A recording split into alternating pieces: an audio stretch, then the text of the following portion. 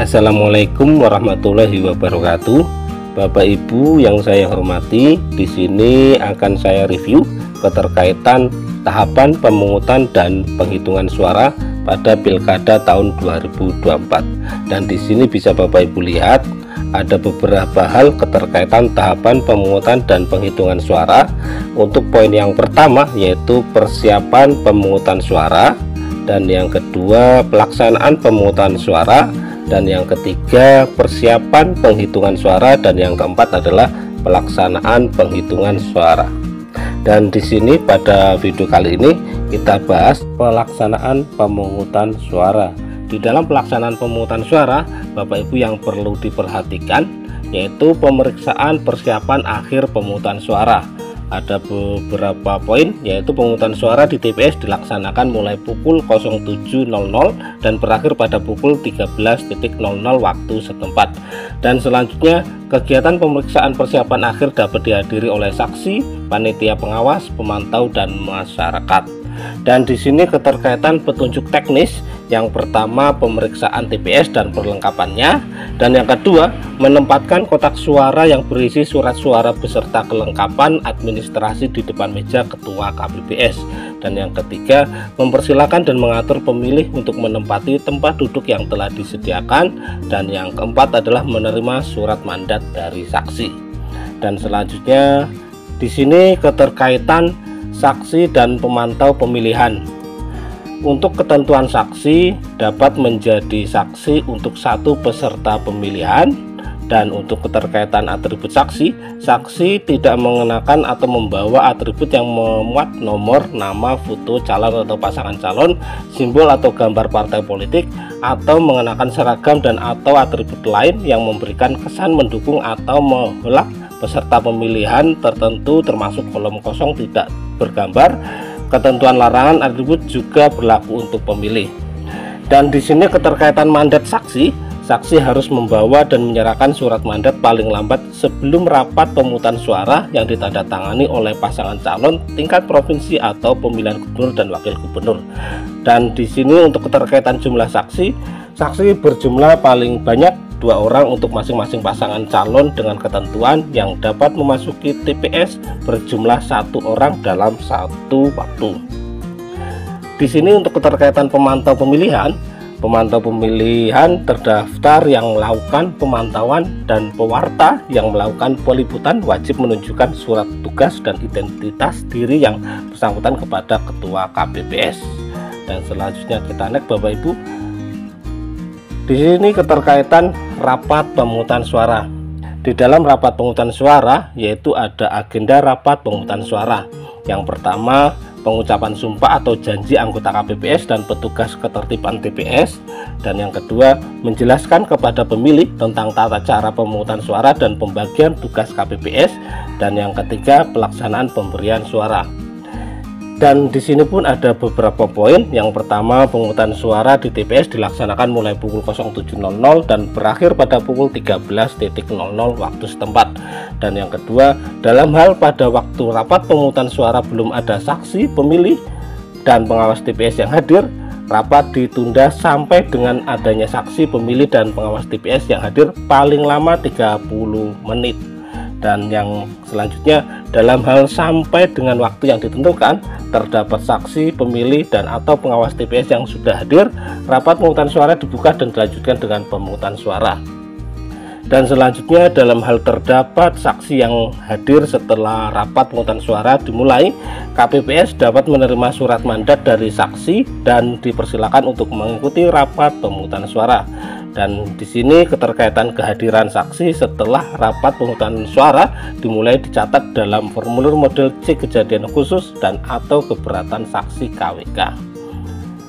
Dan di sini keterkaitan ketentuan pemilih yang bisa memilih di TPS, yaitu yang pertama adalah DPT, pemilik KTPL yang terdaftar dalam daftar pemilih tetap di TPS yang bersangkutan, dan yang kedua daftar pemilih pindahan, pemilik KTPL yang terdaftar dalam DPT namun tidak dapat memberikan suara di TPS yang bersangkutan terdaftar, dan yang ketiga daftar pemilih tambahan, pemilih yang tidak terdaftar dalam DPT namun memenuhi syarat sebagai pemilih dan hanya dapat memberikan suara di TPS sesuai alamat di KTPL. Dan di sini keterkaitan pemilih pindahan atau DPTB dapat memberikan suara di TPS paling cepat 2 jam sebelum pemungutan suara selesai. Dan jika pemilih pindahan tersebut hadir sebelum waktu tersebut karena mengalami keadaan memaksa, pemilih yang bersangkutan tetap diberikan kesempatan untuk memberikan suara. Dan di sini keterkaitan pemilih yang tidak terdaftar dalam DPT atau daftar pemilih tambahan atau yang disebut dalam pemilih tambahan DPK dapat memberikan suara di TPS pukul 12.00 sampai dengan 13.00 waktu Indonesia Barat. Dan di sini keterkaitan dalam hal terdapat penduduk telah memiliki hak pilih tetapi belum memiliki KTPL pada hari pemungutan suara, pemilih dapat menggunakan biodata penduduk. Dan selanjutnya kita next ya Bapak Ibu. Di sini keterkaitan pemilih yang berhak memilih di tempat pemungutan suara. Yang poin pertama adalah pemilih pindahan yang berasal dari luar wilayah pemilihan tidak berhak memberikan suara di TPS wilayah. Dan di sini keterkaitan pemilih KTPL wilayah di luar DKI Jakarta, misalkan penduduk di luar wilayah pemilihan dan tidak terdaftar dalam DPT tidak berhak memberikan suara di TPS wilayah, contohnya DKI Jakarta. Dan di sini keterkaitan potensi pemungutan suara ulang. Lebih dari seorang pemilih yang tidak terdaftar sebagai pemilih mendapat kesempatan memberikan suara pada TPS. Dan di sini kita next ya. Ini keterkaitan pelaksanaan rapat pemungutan suara, yaitu pembukaan perlengkapan tung suara.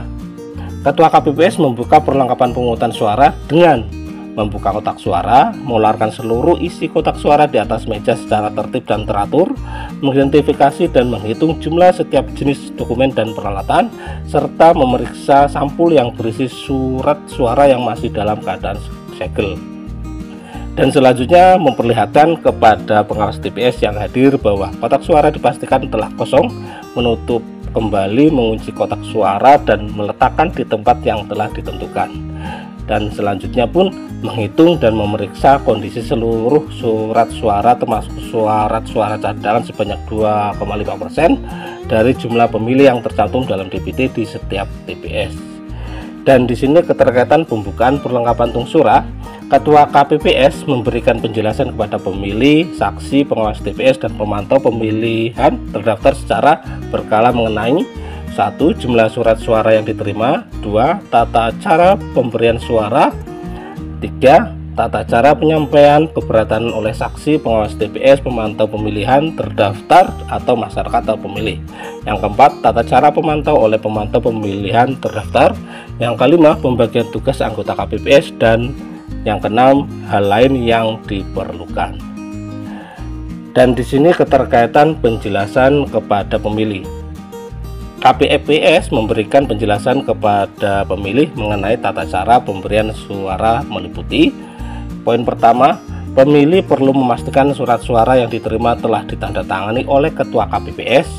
Dan yang poin kedua, pemberian suara dilakukan dengan mencoblos menggunakan alat untuk memberi tanda pilihan yang telah disediakan.